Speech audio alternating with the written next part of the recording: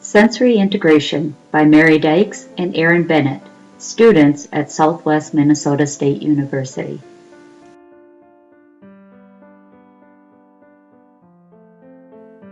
Sensory integration is the organization of sensory input for use. Look at the pictures. I bet you can guess who is experiencing difficulties with the organization of sensory information within his body and who is not.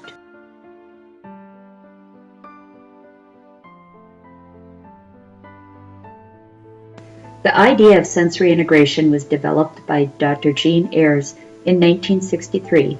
Dr. Ayres refers to the young child's brain as a sensory processing machine. Children between the ages of birth to age 7 are not having thoughts and ideas about things, but rather they are taking in the world around them and all the sensations that come with it. This is occurring while they are moving, talking, and playing. It is through these activities that a child collects sensory information.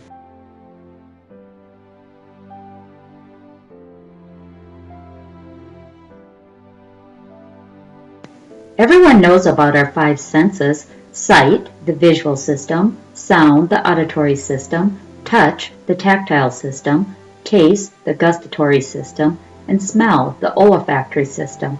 But what is vestibular and proprioceptive? Vestibular and proprioceptive are the movement-based senses.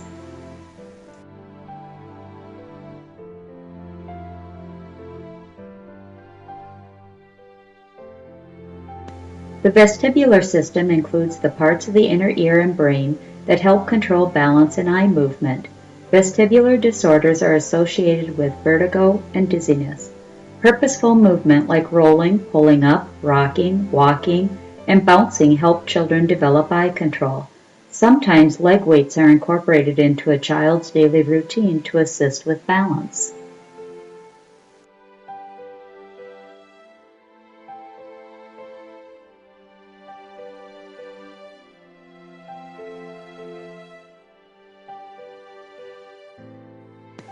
The proprioceptive sense provides the body with feedback from muscles and joints. It helps the body understand where it is in space. The receptors are located within muscles, joints, ligaments, tendons, and connective tissues. Children with proprioceptive dysfunction appear clumsy and uncoordinated. A child's brain may know how to do something, but his body can't figure out how to do it. He may have difficulty holding a cup of water, walking too hard, writing too hard, and playing too rough. Treatment may include heavy weights and muscle and joint compressions.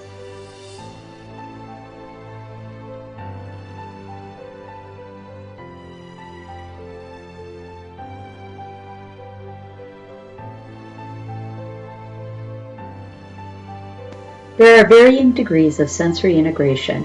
Hypersensitive or sensory defensiveness children experience discomfort from tags on clothing, socks with stitching across the toes, and lighting in rooms that are too bright or fluorescent lights.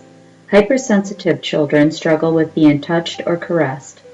Hyposensitive children desire constant movement, roughhousing, and running into objects and people. They tend to put objects into their mouths, touch things excessively, and are loud. They are trying to get a sense of their body.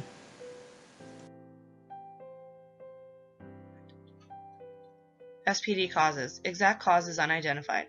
Some early research links genetics, also suggesting that complications from pregnancy and during delivery, as well as environment, may also influence the disorder. Of course, as with any developmental and/or behavioral disorder, the causes of SPD are likely to be the result of factors that are both genetic and environmental. Only with more research will it be possible to identify the role of each, states the SPD Foundation at spdfoundation.net.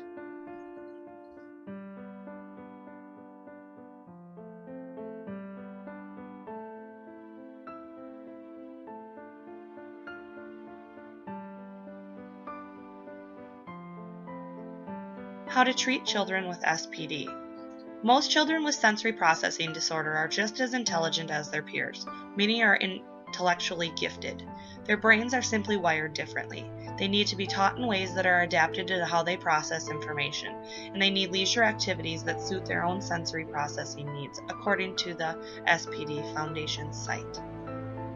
Once children with sensory processing disorder have been accurately diagnosed, they benefit from a treatment program of occupational therapy with an OT with a sensory integration or an SI approach.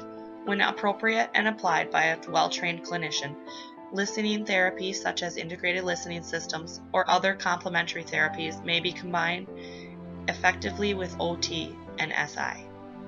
The information above was retrieved from the spdfoundation.net website about sensory processing disorders. An environment which fulfills a child's sensory needs is considered to be a sensory-rich environment. Many OTs provide sessions in this environment to focus on the child's unique integration needs. Information all taken from the SPD Foundation.net website.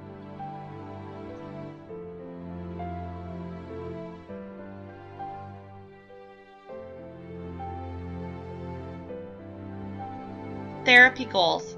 The goal of occupational therapy is to foster appropriate response to sensation in an active, meaningful, and fun way so that the child is able to behave in a more functional manner.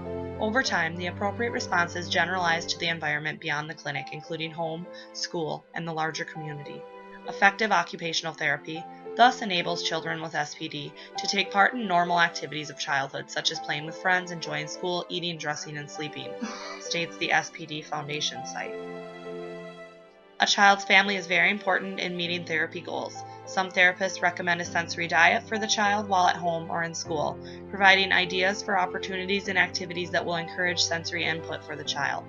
Families are encouraged to input as well of what they see the child's sensory needs being.